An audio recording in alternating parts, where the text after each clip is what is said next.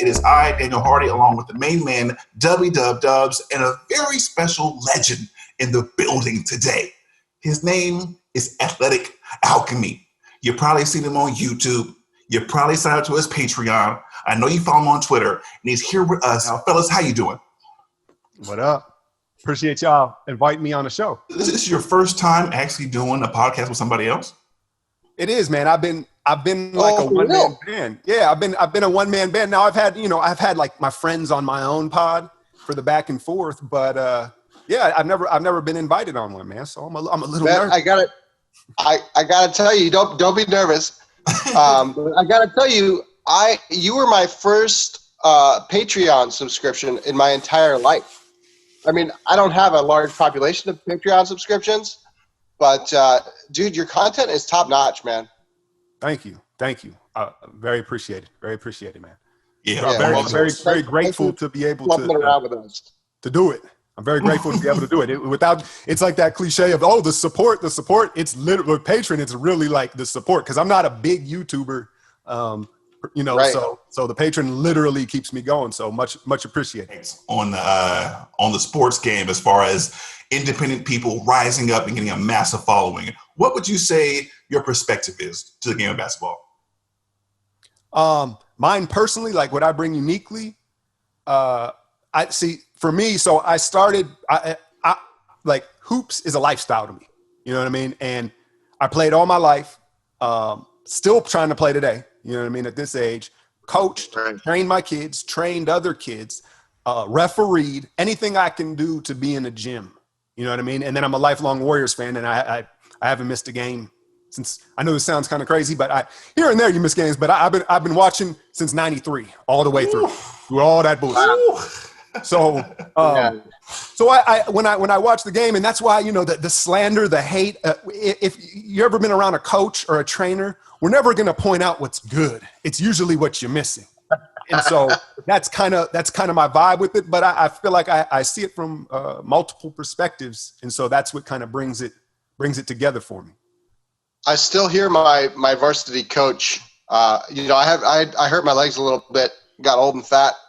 But I would still hear my coach, even in my 40s, my high school varsity coach, "You're open for a reason."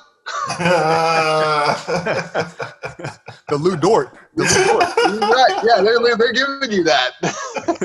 Well, I definitely remember my 7th grade coach telling me, "You're too damn big to be missing layups." So the rest of my life, I took it personally by missing layups for sure. He kind of scarred me with that. But speaking of layups, I thought for sure at the LA Clippers today, easy. Get rid of the Nuggets, move on to face the Lakers in the clash of LA we've been looking for, the battle for the spirit of Mamba.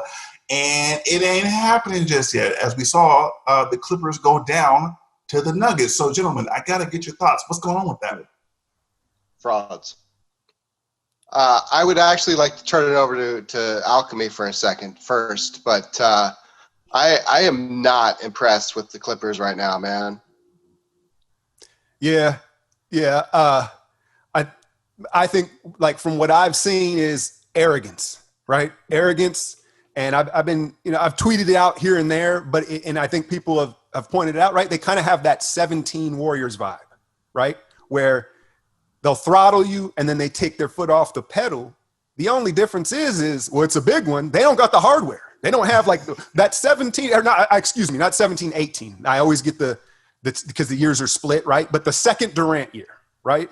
The second Durant year, all season, it was like we throttled these teams and then we'd let our foot off the gas. And but it was understandable. And with this team, I see that same tendency. Only y'all haven't proven anything. And you Doc with that bewildered look on the sideline, like, you know what I mean? Like he can't believe it. Yeah, I wrote about the systemic concessions of runs. It seems like there's a lot of teams that just sort of let these runs happen, just knowing they can reel them back in. But like you're saying, there's a certain like inertia required to be able to have that stance. And even if you have the inertia, the stance is still pretty sketchy. But the Clippers really came into this whole season like this with this sort of like entitlement and this understanding that they're ballers. And, outside of Kawhi and Paul George, who has historically struggled a bit in the playoffs, shall we say. Playoff Pete? What? There's not really a lot there as far as top-end talent, and right now their bench is getting just murdered. Like Harrell and Lou just can't play right now. Like Lou's not hitting his shots, Harrell's not doing anything, and it's just, if Kawhi and Paul George aren't carrying that Clippers team, they're not doing anything, and it's a problem. I think one of the things that we may not be taking into consideration just out of the expectations we have for this team, because they're so high, they're, I feel, being adversely affected by having the shortened season because of the COVID thing. When you have that many pieces that they're putting together, Kawhi, who's an offense unto himself, PG-13, Lou, those are guys who all pretty much need the ball to do what they want to do. And with the way that the season went down, I think we're having them kind of fast forwarding the process. It takes time, obviously. And obviously, I agree with you guys that there are some issues there with the, I guess you call it arrogance. I would say the lethargy, or lethargic kind of attitude, where it seems like the rotations aren't as crisp because of that nature.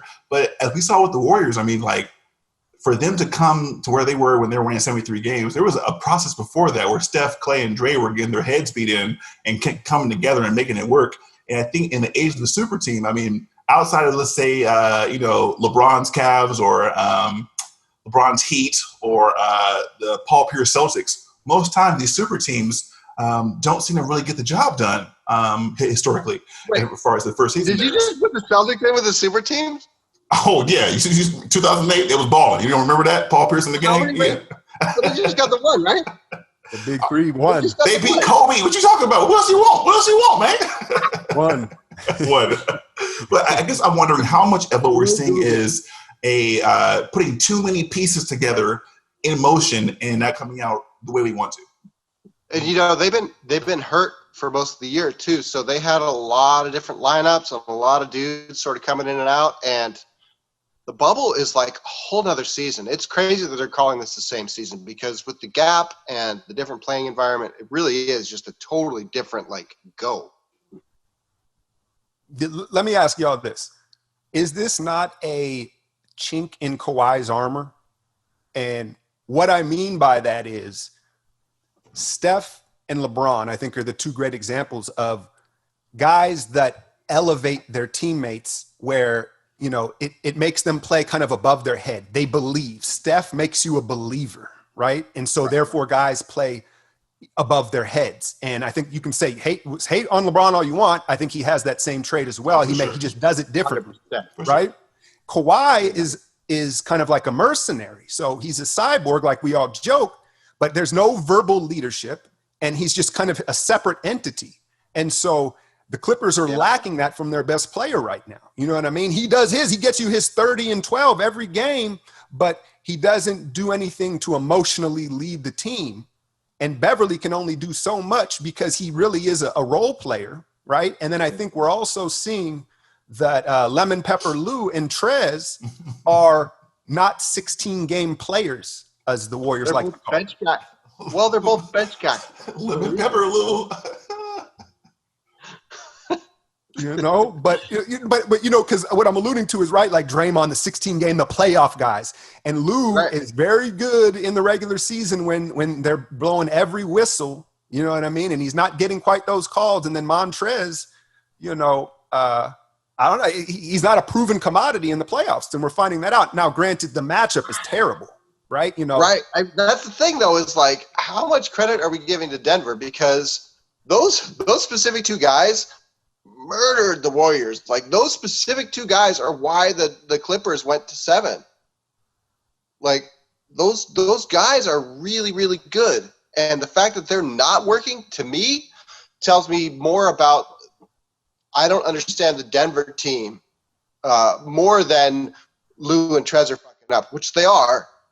But I think there's also a whole lot to be said for the fact that they're just getting schooled by this Denver team somehow. You think that Denver doesn't have enough firepower to negate that.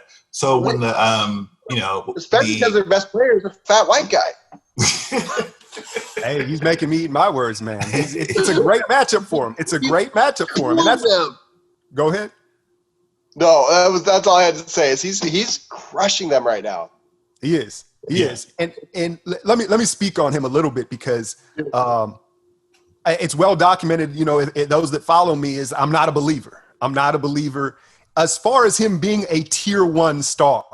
Like when you hear him being thrown around as an MVP, I'm like, oh no, man, he's a one-way player. You know, he's great offensively. Right. And then I think there's like that shock factor of he doesn't look like he should be doing this. So it like makes it even more spectacular. Yeah. But what I'm starting to see in this series is that he's starting to command the ball and take over offensively, albeit because Montrezl Harrell is 6'7", right? Oh, he's doing the Zubac too now. Zubac getting it too.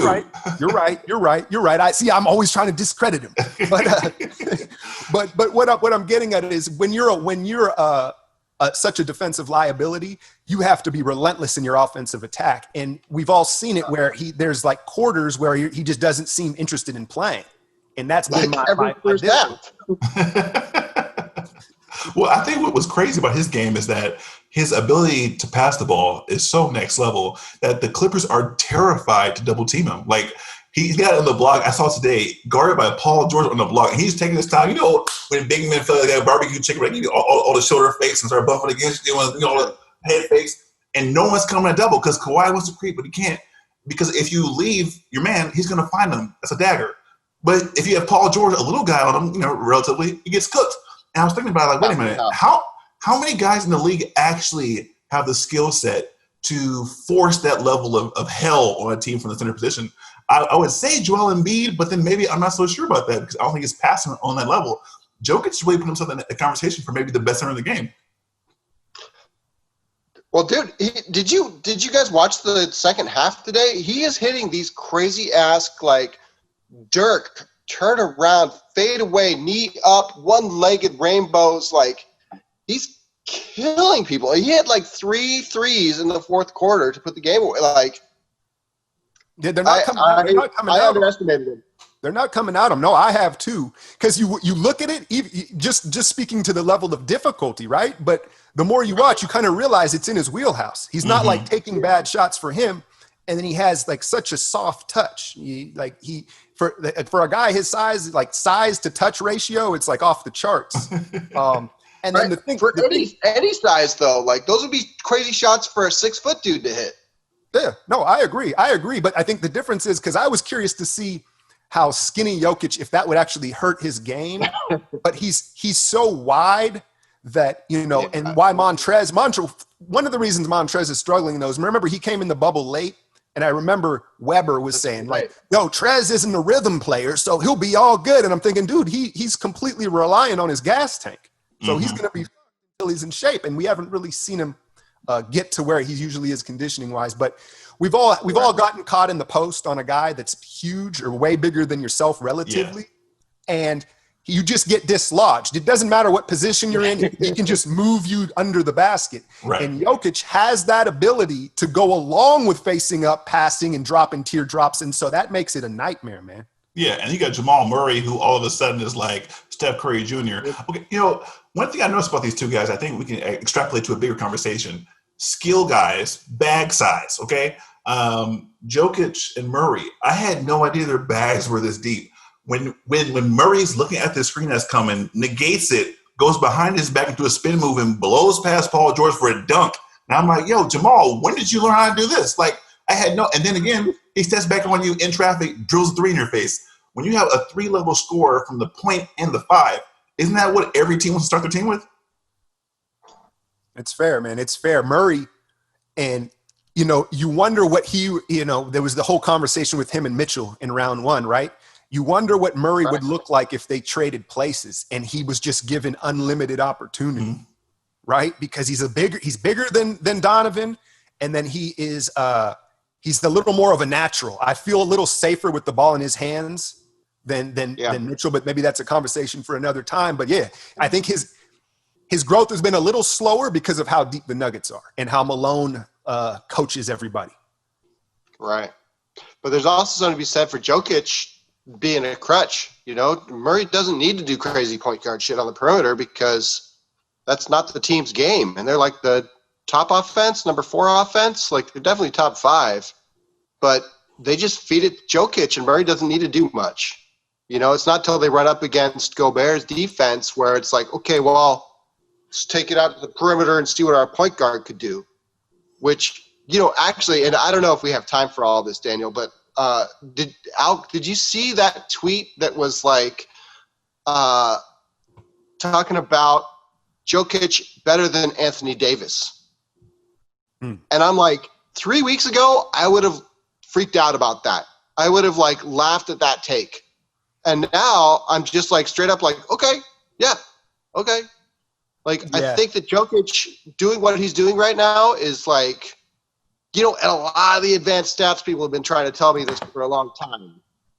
But they've also been trying to sold me on the Utah Jazz. So it's a mixed bag. Where's the analytics crowd in the Bucks right now? Point differential. You know what I mean? Well, that's the thing is like, just because the numbers are there doesn't always mean that the game's going to be there when it matters the most. Right. And look, I just was arguing with somebody. Someone had gone back and said, hey, are you going to talk about Anthony Davis? And he's proving that he's a dog. It was a video where I said, you know, we're all waiting to see the dog in AD at some point here. And I was like, well, you know, after this series is over, or the bubble is over, I should say, then I'll maybe reassess how I feel about AD. I'm not going to give him too much credit for crushing the Rockets. But for me, and I think it's subjective, obviously. But in personal taste and what you value, I value a two-way player the most. And I think Jokic is more spectacular, and I think that he's more fun to watch. But I don't think he's better than Anthony Davis. Okay, so now I got a question now, because you just said Kawhi Leonard. Problem with him, doesn't make his teammates better. Does Anthony Davis make his teammates better? That's a valid point. And no, offensively, give me Jokic. What Holiday have to say about that? I hear you. But like, offensively, give me Jokic. I mean, give me Jokic, right? But as a whole, like, AD's defense is so good. It's all time good. That to me balances out and puts him ahead of Jokic. But no, you're right. He doesn't have charisma. And he doesn't necessarily, outside of drawing a double and kicking, he's not. We know it. We know that he ain't going to be the guy to say, "Let's do it." Well, I agree with that, and I think, which in my mind, again, I'm not saying 80's worse. I'm not saying that, but what makes it a funny question and kind of harder than I thought it would have been 3 weeks ago is you can't even double Jokic because his passing is so good. Like, to double him is like death. So I'm wondering, like, at this point, now we're seeing something we haven't seen in some time, which is a big man who can truly control the game almost by himself. Now, of course, Jamal's balling and the rest of the team is too. But you give Jokic the ball, he's controlling the game in a way we haven't seen. He's almost like Chris Paul at the center position. Huh. Well, and you know, that's a good point, because if you're talking about overall value, you know, there's a truism in basketball that points get paid. And I think that there's sometime to a fault more emphasis placed on the offensive side of the ball versus the defensive side of the ball. But I think that there's also some reality there where it's much harder to be a dominant offensive player than a dominant defensive player. So I don't know. I'm still like mentally processing this AD versus Jokic conversation, but I'm just much more willing to entertain that conversation than I was like literally even 1 week ago. Right, exactly. And I'm not sold yet, but Jokic is selling me. Right. Or, you know, maybe go ahead. It's funny though, because you say that, and I agree with the adage of the offense, but then you look around the league and it's much harder to find a dominant defensive player. Almost, it seems like, because everybody focuses on their offense. Sure. And there's also right. And there's the three ball era, and there's also the theory of, well, someone's going to score, right? Like you saw with the Warriors this year, like Burks was giving us 20, right? Because it was just opportunity. But how did you? Burks was a baller. Dude, I just cringed every time he went to the basket with his gallop. It felt like I want to call Robinson over the mechanics of it just hurt me. But you're right. He's putting up 20 on reasonable efficiency. No, yeah, Burke. I have no hate. The gallop. The gallop. I have no hate. But here's my thing with Jokic, man. And did you catch Draymond kind of shitting on him on a halftime a couple weeks ago? With that defense? Yeah. On his defense, he broke it all down. Right? and here's the thing. If you are slow-footed and you're lacking athleticism, you better damn sure be in the right spot, right? And two, you better give a good effort. And he really does neither. And when you watch it, you see Millsap and Plumlee and these guys, they already know how lazy he is. So they come cross court to rotate. Like it's bad defensively, dude, as spectacular as he is. This is why I love talking about basketball so much, because could you imagine Jokic doing an Inside the NBA feature on Draymond Green's offense? Oh, that's facts, man. He could build a house with all those bricks. It's very, very hard to be a complete player in this league, and I'll accept some holes in your game if you're really good at other stuff. Well, that's what's fascinating. Look at Giannis, okay? No, there's somebody who's at home with us right now because of some glaring flaws in his game. Now, you would say two-way player, the MVP, the Greek freak. I mean, he's trying to lead the league in scoring and be the best defender. It's crazy. But then we see there's a matchup where they're like, you know what? We're not going to let you run and dunk. What are you going to do? And they're dang near swept. Right. He's like, awkward pass? Is that a good answer? Right? But he doesn't slow down. He plays at one speed. He needs to learn a little more pace. And even when the double comes, he's still trying to ferociously pass out of the double. It's like, slow down. You're 7 foot. And that's what Jokic does so well, right? He's just like, oh.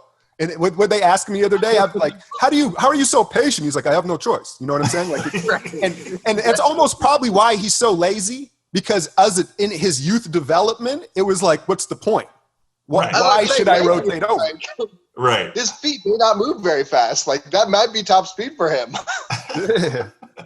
But no, my daughter, I'm very proud. She's gonna start on varsity here as a freshman. Congratulations. The team, they want to play fast this year. She was a part of their youth club, and now she's up on with the varsity. Right. And the coach is like, we're playing fast this year. And she had been working all quarantine on her handle and all these ISO moves and stuff like that kids like to do. And I was like, that's great. No, and she's frustrated that she's not able to do that right now, how they're playing and practicing. And I was like, Kyrie Irving. sorry, go ahead. No, you need both, right? Though, because when push comes to shove, you can't just have a track meet. Like if you're trying to win something, it's going to slow down. And Giannis, as spectacular as he is, we've heard the Pippen and Robin talk and all that stuff. It's very similar to what I was just saying in that Siakam video today, right? The bag, it's just basically physical attributes. Right. I'd love to see him. I'd love to see him go work with Hakeem. Bud's gone, right? The first thing I would do as the new coach is no more threes, Giannis. Here's the rule. You can only shoot catch and shoot weak side threes. No dribbling up into threes, no threes off the bounce, right? And then just get in the post. And if you can go over either shoulder, that's the key. That's what when things slow down, now you can get to that. But it's. Nah, he gets caught in the point, and I think we're all kind of big guys. Maybe I don't know what size you are, Alk, but I think he gets caught in the point where he could kind of dribble, but he's still a big guy, and he just doesn't quite have it yet to where he's contending with on-ball pressure. And I think that's the big Giannis breakthrough. If he could figure out how to if they're taking your move away, right? The fullback dive, right? That's the move. The fullback dive isn't there. He's got to be able to calmly have an ability to do something else with the basketball. And right now, his only something else is either push it through or freak out and throw a flailing newborn deer pass. Is it not very similar to what Russ looks like in the playoffs? Dude, Russ is struggling. Preach. You know what I mean? It's more or less the same thing. Right. And this is the same James Harden thing too, right? If they take away your first James is up here to me. James is up here. But back to your point of size, I'm 6'3", 200 pounds. But when you play pickup, relative, when I go to play pickup or I'm at LA Fitness, I'm a big guy, right? But I play guard. Right. But yeah, I think we're all like similar size. my handle's tight. My handle's tight from being a trainer and working with my kids. But if I have a 5'8" guy come up under my hips, and they just sell out on the ball, it doesn't matter how tight the handle is. You're right. And so I think ultimately, but my problem is with Bud ultimately. I'm not really, maybe it's because in the back of my mind, I'm hoping Giannis comes, west. But I don't have a whole lot of blame for him. We knew he was limited. They didn't put him in good situations either to compound it. Agreed. How about he catches it at the elbow? Like, where Jokic catches it at the free throw line, and then it's either a handoff to a guard who's curling, or he turns with the little float, the little touch. Why doesn't he catch it there? They ask him to dribble too much, basically.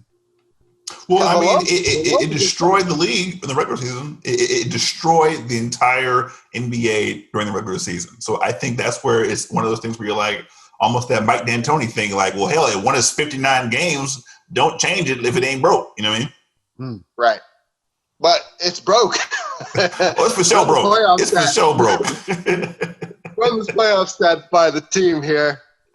I'd get him off. I'd get him off that 3, man. Because you know how, like, once you get out to that range, you really have to have a jump shot. I won't say that. The guys have push shots, but if he shoots that little elbow free throw line jumper like Jokic likes, he does. He can simplify his mechanics. It can just be a little push flick type of thing. You know what I'm saying? But once he gets out to the 3, that's a whole new skill for him. He doesn't have a floater.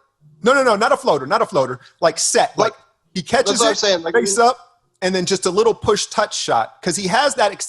When he's shooting well, it's just in his wrist. But when you ask him to get out to 3 and he has to uncoil and get it all the way up, and that's where you see it break down. But if he can just turn face up and just like that, I think it could be something in his bag. But you're an anti Daryl Morey spreadsheet guy. Then you're in favor of some mid-range game. Yeah, no, I'm not an analytical guy at all. I think I have to respect it, and there is something to it, and you can learn from it. But I think once you limit yourself in if you box yourself in as a team like that, then it just makes it easier on the opponent because they know what they know what you want all the time. Mm-hmm. Yeah, well, and you're just telling him straight up, like, hey, I'm not going to shoot from this entire zone. Like, as a defense, you don't need to worry about any of this stuff in the middle. Like, you don't need to worry about it. We're coaching our players to not shoot that shot, which I think is like strongly correlated to James Harden's playoff struggles. Earlier in his career, he had worse teams, but now the refusal of the mid-range shot is a major problem for the Houston Rockets. Well, yeah. I mean, not only they're not like even looking at the mid-range shot, they're also trying to trick the referees into calling everything. So now you have a situation where, like, you know in your head when you're trying to make a shot, like there's a specific way you try to focus your mind to make a shot. And there's a specific way you try to make the referee think you're fouled. Those are 2 different things unless you're like Kobe. You know what I mean? Who could do both at the same time was amazing. But for James Harden, you can tell when his brain shifts into, I need the refs to help me. I need the refs to help me right now. You know what I mean? Right. It's like, wait a minute, dude. Like, you are way too good. We saw him at OKC. He wasn't worried about the refs at all, getting buckets on, Kawhi and Manu back in the finals then this year. It was like, why is he trying to switch his brain to, I need free throws now? I don't know. It's tough to watch. Yeah. Who does that very well is Butler. If you're watching, and I'll stay on Houston here, but he strikes a balance because I hate floppers like the next guy, but he strikes a balance of where it's like he's gonna get the contact, but if the whistle doesn't blow, he might still finish it, and he just gets up and keeps playing. Right. But I think what you're seeing is there's a lot being made about how the Lakers in their vaunted defense. What did Vogel say? He said, "My D is a superstar." I was like, okay, yeah. I said, okay, but why they are able to run them off the 3 line so well is because they can completely sell out. To your point, Dub, they don't have to get back to the mid range. It's all or nothing, right? So you've got a final protection at the rim, and all the other guys to the perimeter can completely sell out on the 3, knowing, well, he isn't going to take one dribble and pull up. Which is the coach's shot. That's what varsity coach will tell you to take. Yeah, no, everything has to be dynamic. And so they've locked themselves into that. But beyond that, man, like, look, James Harden is a certified loser. Like, it's no longer, to me, it's no longer a small sample size, right? No, you're talking to me. I love it. Go on. When push comes to shove and the lights are on, I've watched him over and over again disappear and give the ball up. Someone who wants the ball every possession. 6 minutes left in the game, fourth quarter, it's elimination, game 6, whatever you want to point to. And whether it's Chris Paul, whether it's Daniel House, I don't care who it is. All of a sudden, I can feel it through the TV. He don't want the ball. Right. And now, that's one thing. It depends who you are, right? And when you're the scoring champ, you better want the ball. That's it. Yeah. Which is crazy because that was the Chris Paul, like, conflict. Is Chris Paul was like, dude, give me the basketball, go run around. I'll do point guard shit, and I'll get you a shot. And James Harden he's like, no, my turn, your turn. Yep. And I don't know everything about why it broke up, but to me, it seems like that's what happened there. And I think that it's a really major, like a structural problem with how James Harden, like, approaches the game. Well, I think not only that, you add to the fact that he's another MVP on his team, Russ Westbrook, who wants the ball every time. And it's unfortunate when you have 2 MVPs on the same team and you can't get out of the second round. I can't relate. I think it's unfortunate when you have 2 guys, best friends club, who are having the same structural issues here where Russ can't shoot, so he has to go to the rim. Do you see how many times LeBron James timed him and just wait till he gets to the rim and toss him to the crowd? Like, I was like, look, this is like the 8th straight highlight block from LeBron on Russ. I'm like, Russ, wait a minute, baby. You got to adjust a little bit. But he can't. That's his game, 100 miles per hour. 4 years ago, people were like, that's just Russ's game. You got to love it. Do we have to love it? Do we still have to love Russ's game? I feel like Kevin Durant deserves an apology from NBA Twitter. The fact that man left the smoking wreckage of Oklahoma City and joined the Golden Empire, we can't blame him. He was dealing with Russell Westbrook, folks. How can you get mad at him? Yeah, fandom's a funny thing, man. Here, let me bring you back to something, because you know how. So if you took Russ's mentality and mindset and put it in Harden, what do you have? Maybe the best player in the league, right? But going back to you were talking about Warrior fans and the Donald Foyle, right? Before we hopped on here. I always remember as a kid trying to swap that, right? Where if you combined a player, I know you know where I'm going with this. What if you could put Foyle's heart in Dampier? Right? Like, you know what I mean? You could always. We still be down 30, bro. We still be down 30. What was that dub? AR and who? Anthony Randolph and Mike Dunleavy Jr. Okay. That's a hell of a player. Right? Hey, right? That guy's an all-star.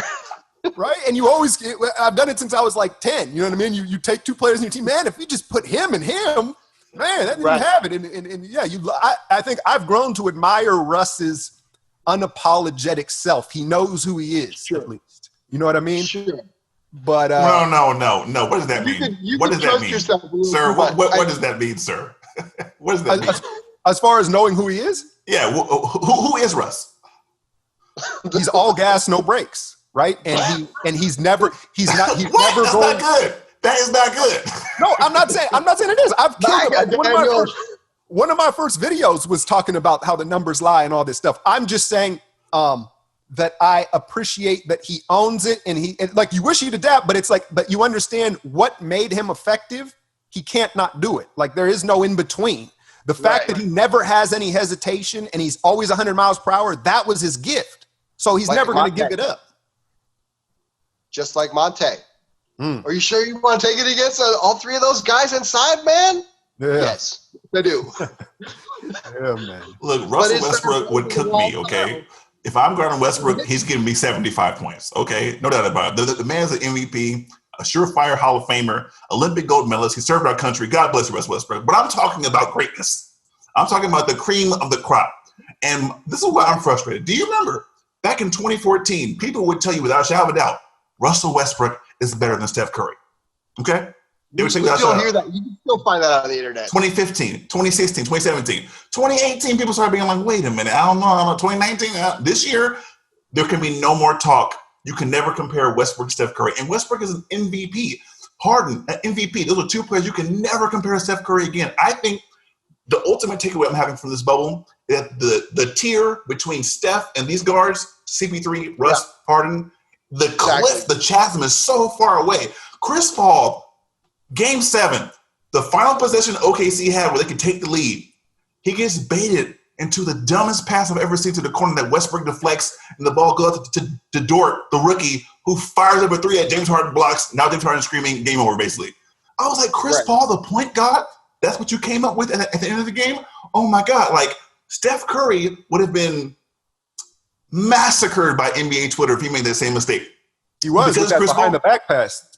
Oh, my God. Well, that was a terrible pass. That was a terrible pass. I can't front on that. That was a terrible pass. I'm just saying, people give Chris Paul, James, and Russ these benefits of a doubt that they would never in a million years give Steph. And all he's done is win multiple MVPs and championships. Yeah. No, you're right. Look, when you win as much as Steph has and you accomplished as much as he has, he's in the throne for guards, you're going to get the most hate, right? You're going to get the most hate. Yeah. But, we're talking about him. The Westbrook Curry talk was just nuts. I think maybe, if you go back to their finals run against the Heat and Steph wasn't really Steph yet, but I mean, once 15 happened and the first run happened, it was if someone was arguing with me, it was a sign to stop arguing. Like, I don't want to talk to you. It's a red flag. You know what I mean? But I think the conversation that's more interesting is Dame. You know what I mean? And I think that triggered a lot of people. I put a video out about that, and still it misses the mark. Steph has such a cult following that even when I say that he's better, that's not what people hear. They're like, how dare you compare? How dare you? No, it's not ridiculous. Even just putting him in the same conversation. It's kind of ridiculous. It's kind of ridiculous. It's kind of ridiculous. I mean, I think. I get it, though. I mean, the only reason I say that is because Steph came back with one MCL and gave them dudes the most points in overtime history. That's all I'm saying. It's kind of ridiculous. That's all I'm saying. No, yeah. How it's happened and how we've just handled Portland, I understand that point. But if you're just talking pound for pound, skill for skill, who would you put after Steph? It's got to be Dame. Right now, I think. You know what I'm saying? And we have a new echelon of guys. I'm doing, what's the kid at Stanford? Terry. You got Trey. Mm-hmm. I even see some of Steph and Ja. And so this next generation is super influenced from the chef. Yes. Right? And eventually it's going to happen where you're like, all right, this is the dude. He's fucking 6'6". You know what I mean? But people, a lot of people haven't experienced multiple generations or eras of players. Right. And so they think that this is like it. How dare you compare Steph to anything? No, but you're right. This is you're talking about exactly the formula that brought us Kobe. Like, he full on is like, this is Michael Jordan's turnaround jumper. I watched it hella times. I practiced it. Like, this is exactly Michael Jordan's turnaround jumper. There's going to be some power forward who's 6'9" that grew up watching Steph Curry take those crazy ass threes, and he's going to come into the league like, this is my game. Kind of like Jokic is doing right now with those crazy, like, Dirk step backs. Yeah, right. I know people already get on my neck about this already. I already know how it is. It's a triggering subject with Steph, but I'll leave it at this. There is no Dame without Steph. Now, Dame, he's old enough to where he would be in the league, but yeah, Dame isn't doing what he's doing without what Steph did. He's watched Steph. Yeah, he's watched Steph and adapted, but at this point, like in the beginning of this bubble, you're sitting there watching like, damn, that's crazy. We had to acknowledge it and at least have a dialogue. For sure. Now, to kind of put a button on this Western Conference Game 7 battle that took us all over the place to all kind of quote-unquote slander. Predictions, Game 7, who wins it? I got the Clippers. I think the Clippers run them out the gym, and they don't take their foot off the pedal. I have to go the same, dude. As much as I want to believe in Denver, they've done everything possible to show me that they deserve my faith, and I just can't do it. They're getting blown out in the first half. They've been up double digits the last 3 games have been in double digits on this team. All they need to do is maintain that. I think that Jokic and Murray are going to do damage, but I do think that in the end, the Clippers are going to pull it together. But this series specifically, and I know this is not what you're asking at all, everything's in flux now, and people are asking me who I think is going to win it, and it's like, I honestly at this point think it's LeBron James' team is going to win it all, because everything is just such a toss-up right now. Like, in a vacuum, I'm going to give it to LeBron at the end of the day. And I feel like that's how this is all going to shake out. I think the Clippers are going to push through, but there's no way they beat the Lakers. Wow. LeBron's already took your heart, huh? Okay, cool. I see you. Dude. I see you. Judge away. Yeah, I also have the Clippers winning as well. If they do lose, that'd be real tough for Clipper Nation. Now, going over to the Eastern Conference, we have a battle that we haven't seen in almost a decade. Remember the old Paul Pierce versus LeBron, KG, Chris Bosh, D-Wade, Ray Allen days of Celtics and Heat is coming back with some brand new faces, Celtics and Heat. What are you guys' thoughts? Go ahead, Doug. Well, it's going to be brutal. It's definitely a 7-game series. Now, we've seen these playoffs are crazy, though, so it doesn't really matter to me how many games it goes. Like, I think that as far as how close these teams are, it's a 7-game series. Maybe a certain shot falls a certain way, or someone gets cold at the wrong time and those games break. But these teams are so evenly matched that it's a coin toss. If I was going to go out on a limb, though, I have to give it to Miami.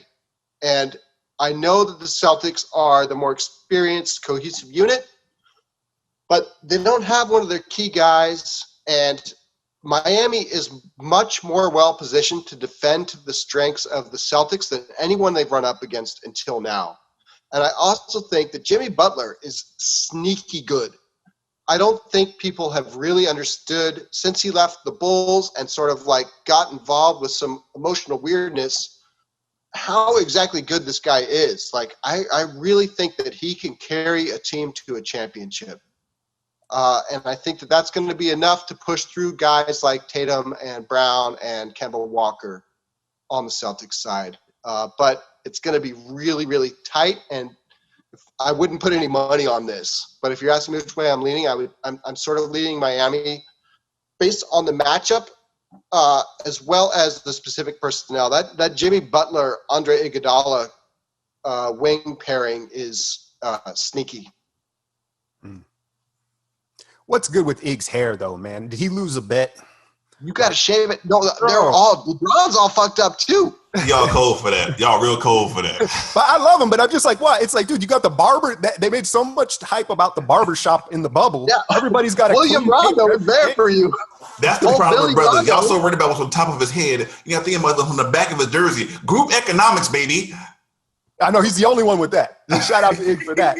But it's funny because you made the point that Boston is the more experienced team, and I had to pause for a second and think, like, I guess you're right, because they've been deep in the playoffs with this unit since they've been formed. Right, yeah, exactly. Yeah. But then you look over at Miami and Spo and Crowder and Iguodala. But I think you're right. I think Boston overall has more experience. I think that the X factor in the biggest problem is going to be Bam Adebayo. Ooh. And Tice is coming off an amazing series. The numbers don't wow you, but if you watch the series, Tice was, you could argue, maybe like the third, fourth most important player in that series. Yeah. Right? He's a specialist too, so he's underrated. And but the thing is it was a perfect matchup for him because Nick Nurse refused to take Marc Gasol off the floor. Right. And then you've got those two fire hydrants that, as crafty as they are, they're not finishing above the rim. You know what I'm saying? And so all of a sudden, Tice turned into a block machine, and he was able to just be the versatile player that he is. But Bam is, remember when I brought up earlier about getting dislodged in the post, and there's nothing you can do about it? That's what's going to happen to Tice in this matchup. And I don't know, that Robert Williams kid, I like him. I like him. He's contributed, but I don't know if he's ready for all that. Like, I think Bam will probably pick up a foul a minute on him. And now where do you go? Cantor? That's a huge problem. And the other problem is Kemba Walker. And we saw them relentlessly attack and hunt Kemba at the end of those games and all those overtime games, right? But where is he going to hide on Hero or Dragic? That's a problem. That's a problem.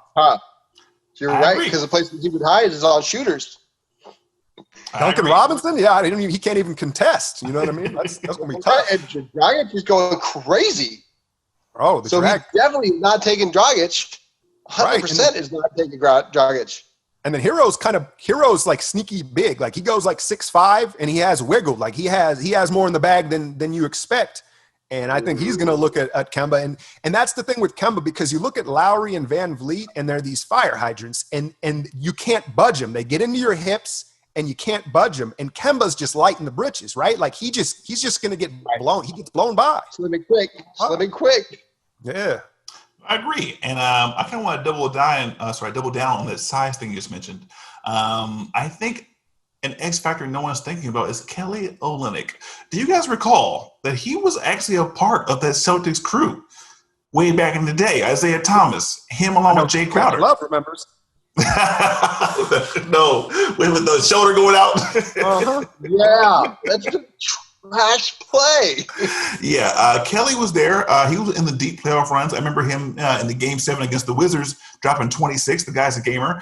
And the thing that Marc Gasol couldn't do and Serge Ibaka could only do on a limited basis at his older age, the ability to step out and hit the three. Serge shot like 50% from the field and 48% from three-point range. Kelly Olynyk is one of like 5'7" footers to have more than 500 threes. He shot 40% from downtown this season. Kelly Olynyk against these boys who wouldn't pay him the money he was worth, he's coming back to ball on these cats. So if you already got a problem with Bam Adebayo, what you going to do with Kelly come off the bench? I'm sorry, I think Kelly's in for a huge series against his old team. Daniel, I would not have picked you as identifying Kelly Olynyk as a deciding factor in this series. Bro, the last game against the Heat, against the Celtics with the Heat, he had 15, 6, and 8 on him in the bubble off the bench. Like, the man has no fear of them. Like, he's coming for the next. Every time I watch him, I'm like, this guy would be nice on the Warriors bench. Hey, everybody is throwing out Millsap and Gasol. Give me Olynyk, bro. Yo. Give me Olynyk. Right? Take a hoop. You got the shooting. You got some solid defense. You could rotate 1 through 4 probably. If Draymond gets thrown out, we got another guy that could do some extracurricular things out there. You know what I mean? Tear some rotator cuffs out. He and Draymond could be the Bash Brothers, the new 2021 Bash Brothers in the Bay. But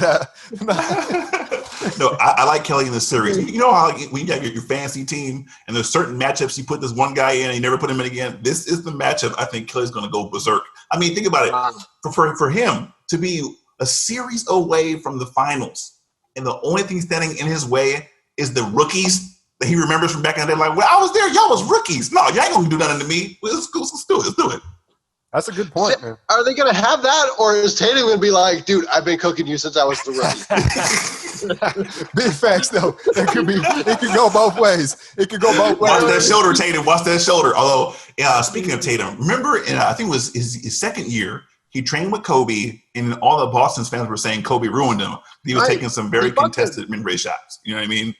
I had no idea that he was going to make this next jump where he's seeming real Paul Piercean, where wherever he is on the court, he feels super comfortable shooting from there. But he's also super patient. I mean, he's amazing.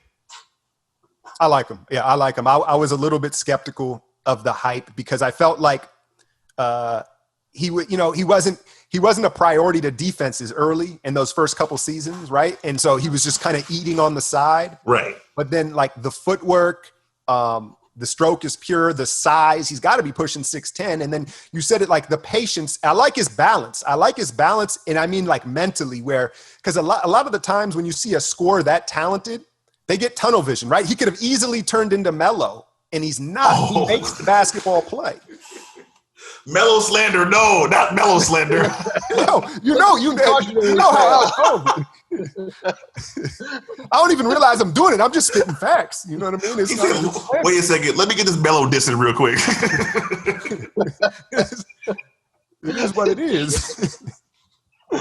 Got him. Okay, so in terms of prospects, Tatum's elevation and Jaylen Brown, former Cal Bear, balling out as well. Are they about where you thought they would be, less or more? How do you feel about that tandem? I think they're more than what I thought they were going to be. I knew early on Jaylen Brown was going to be around this because of his mental. Like when you have an A athlete and then a strong mental like that, I knew he would be like, a star, an all-star. I don't know what kind of tiers we're putting them on, but he's not like a tier 1 guy. But again, Tatum, because he kind of has that sleepy demeanor. And I wasn't sure the frame was going to fill out on Tatum. And I'm still not sure he's not just wearing like an extra medium jersey to look a little thicker. You know what I'm saying? But like his frame filled out and it's just coming together, man. It's coming together for him. So I'm ultra impressed with him. And then I had done a breakdown on my Patreon the other day. And look, relax. I'm not triggering Dub Nation here. All I'm saying is there is similar chemistry between Jaylen and Tatum to the Splash Brothers. They don't play the same. I'm just saying where there's not a you go, I go, it doesn't ever seem like they're having to figure out playing together. They just play together, and it just seems to work. And so it kind of amplifies both of them. Great point. Dubs, so good. I guess my question to you, W, is I know that you're not the biggest fan of teams that don't have a big man that they can rely on. Boston is one of those teams. Right. Well, this goes exactly to what was it you was saying about Bam? No, it was out. But the point is that I think that especially in the playoffs, you need to be really flexible. You need to be able to cover every single option because it's almost like every single minute of these playoff games, it's like that football team that's trying to figure out that one run play that you can't answer. And as soon as they find that one run play that you can't answer, that's all you're going to see until they get a touchdown or you stop it. Right. And I feel like that is the problem with just structurally not having some sort of like big dude or someone who plays big. Right. PJ Tucker is cool. He's totally cool. But like Alk was saying earlier, if you have 80 pounds of ass deficiency, you're going to get pushed out of the block. You can get pushed out of the block every single time. And then it sets up this big like scrambling, like recovering. The Warriors have gotten away with it. The Rockets sort of built their defense around this sort of like scrambling, recovering system. But I just think that systemically, and I know Steve Kerr agrees with me because he played Anderson goddamn Barajow. Oh, shit. You didn't have to do that. You need some sort of big dude in certain scenarios. And if the other team puts you in the position where you need to respond with a big dude or someone who could play like a big dude, and you don't have that answer, it's a structural problem that's going to keep you away from a championship ring. Well, I think that ties in neatly to our questions about what the Warriors are about to do with this draft pick coming up, because with that in mind, there are some structural questions about the Golden State Warriors now that there's no more Bogut, Boogie, JaVale. There's no more of those David West type guys where basically we have Looney and Chris. What are you guys thinking about in terms of, do the Warriors draft for need, which would obviously be a big man, or do they say, "Wait, let's just play around a little bit and see what happens"? I did a ton of work on this. I haven't scouted a draft like this ever. I've been watching your stuff, man.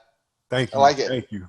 Because the time off, it was just the advantage of it. But I'm always BAP. I saw you shaking your head. I'm always best available player.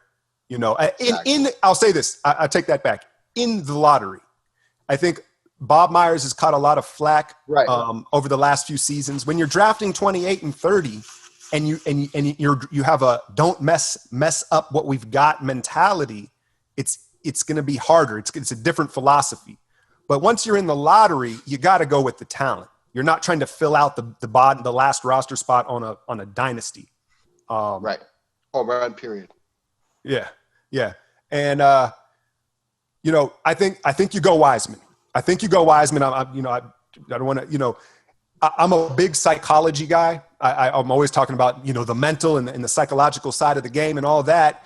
if I'm at a disadvantage, obviously I don't have the access to this, but I mean, if I could spend a day or an afternoon with these top 5 prospect kids, that would make my decision. So, but I'm doing this obviously from afar and just based off what I think the potential is. And Wiseman, it's and you just your theory on having a big. How important was Zaza? Like, people used to hate on Zaza. Zaza was the double barrel under the seat. You know what I'm saying? Like, you probably don't ever need it, but just in case, man. You know what I mean? And it's messy and it's big. But but look, like, to me, Wiseman, you don't get a 7-footer that moves like that. And then when I saw that the shot has a chance, I was like, all right, man, we swinging home runs at number 2. But right. That being said, again, if Bob can sit down, I'm not talking about a Zoom. You need to be in this kid's presence for the day. And I'm not even talking about working out. Go eat lunch with him. Go play some video games with him. I want to see the little ticks in these kids. And so maybe there'll be something that they see that makes them back off of Edwards or Wiseman. If that were the case, I would try to trade back for Devin Vassell in particular. Okay. I noticed you didn't mention LaMelo Ball at all, but it's all good. I'll play. Wait, can you talk to me? I don't really watch a lot of college basketball. Well, I don't watch any college basketball, but who's your trade back choice? So Devin Vassell is I think like 20, 2 years at Florida State. Okay.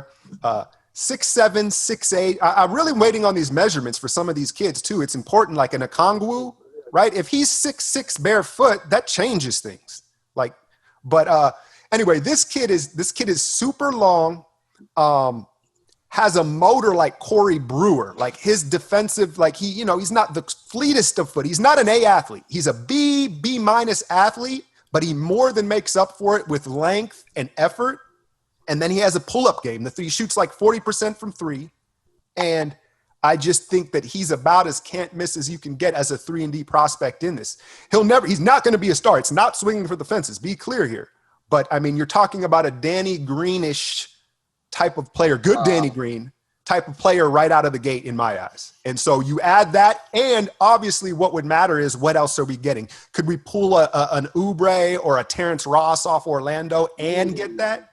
Then that would be my, all right, we don't like Wiseman deal. Like, we don't like Wiseman or Edwards. We don't like what they're cut from. Yeah. Yeah, I don't watch a lot of college basketball, so I don't have really informed opinions. I think my biggest angle is really best player available. I don't want to hear anything about positional fit, and I really like what you were saying, Alk, about if you're drafting at 28 or 30, like, you're just looking for someone who's going to stick in the league. Like, fine. Evans, cool. That's a fine guess. But in the lottery, you take the player that you think, as a professional basketball organization, you take the player who you think is going to be the best, the highest ceiling, especially if you're picking at number 2. Like, I don't want to hear about you picking, Obi Toppin, which a friend of ours really advocates for as a guy who can maybe figure out his deficiencies on defense. But I don't think you want to make any concessions. I think you just want to look at the field and say, like, okay, injury and personality concerns totally aside. Okay, so if there's injury concerns, if there's personality concerns, you factor that in. All that stuff aside, though, pick the guy who you think is going to be the best player and take that person. I don't care if it's a point guard. If that's LaMelo Ball to the Golden State Warriors, like, fine, dude, go for it. Like, we need a Sean Livingston replacement anyways.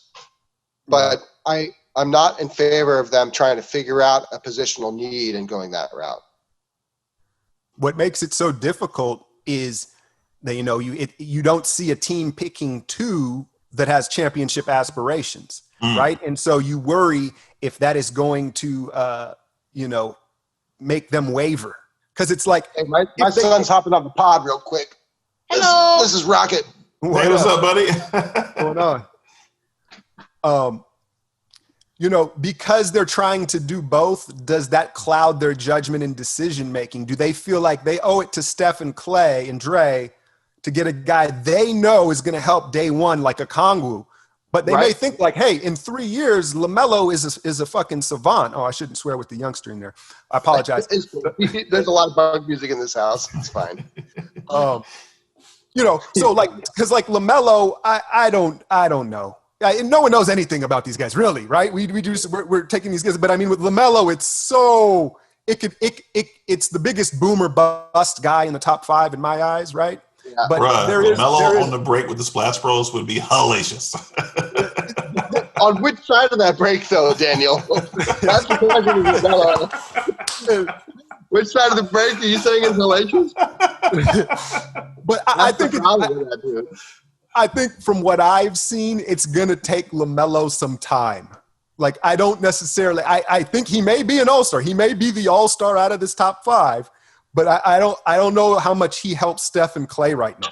And that's the dilemma they face, you know? Well, and the Warriors have a historical pattern. Again, they're not generally drafting this high up in the draft, but they have a historical pattern of taking a more experienced player. Now, I don't know if that's going to be a minus point for Wiseman or not, but it's the kind of thing that would knock him back. You know, there's just a clear lack of, like, game data for that guy, like meaningful game data. He's got like less than 70 minutes against top tier college teams. That's a big gamble. It's all sample size. Yeah, it's a super small sample size. And that's when I got done looking at the kid from USC, I always butcher his name, Onyeka Okongwu, I believe is how you say it, the Nigerian. When I got done scouting him, I was like, that's the guy they want. That's the guy. And now, mind you, I hadn't looked at Wiseman yet. I was doing it like by the week. And it just all added up. A Pac-12 guy, you know, Bob is watching all those games, probably in person at times. And then he's just a safer. And then the character, he really screams Warriors as far as a pick. And he probably will wear a nice suit like a Epe Udo to, you know, the interview. And I miss him so much. I love Udo. You know, yo, the thanks you brought that up, like your Warriors knowledge game's off the charts, bro. It's not just an Udo reference. It's like Udo's like draft suit reference. That's next level. All right, so to wrap it up, our boy WW Dubs came up with some quick fire questions for you, and basically we're going to give you a choice between 2 options, and we just rattle off the answer first thing pops in your head. And shout the ad libs, you know, in the background, you know, Migo style. All right, here we go. Lightning round with athletic alchemy. Nice. We believe or first chip Warriors? First chip Warriors. Okay. Niners or Raiders? Niners. Ooh. God. Ooh, Bruce Lee or Jet Li? My favorite scores. Sorry, Bruce go ahead. Lee. Bruce Lee. Okay. Burrito or taco? Burrito. PJ Tucker or Mark Gasol for the MLE? Oh, PJ. That's easy. 3-pointers or layups? Whew. That one got me thinking because it's all contextual, right? You get more points, but it's not. Okay, if you're J.R. Smith and you got Kevin Durant dribbling the ball up and you got the splash moves on the corners, what do? I'm pulling up for 3, man. Shoot or shoot, baby. Shoot or shoot. Okay. Blocks or dunks? Dunks. Oh. Mohawk or power sideburns? Oh, Mohawk. And last but not least, killer pass, like the no look between the legs, dime, or the step back 3? Killer pass. Okay. Everybody got a step back 3 now. I mean, you got Lou Dort shooting step back 3s. Come on. Solid answers. Even where we were different, I appreciated the difference. For sure. Hey, thanks, Alk. For real, seriously, this has been a fantastic time. We've gotten so much knowledge from you. And, you know, the biggest thing I'll take away from this personally is that you really, really don't like Carmelo Anthony. That's the thing I'm taking away from this. Yeah, I wouldn't even. That was off top. I promise you that the funniest thing, I hear every piece of content I put out, someone is like, oh, I see you're slandering. And I'm like, did I? When? And I have to have them pointed out. It was just how I feel. Melo will be tagged.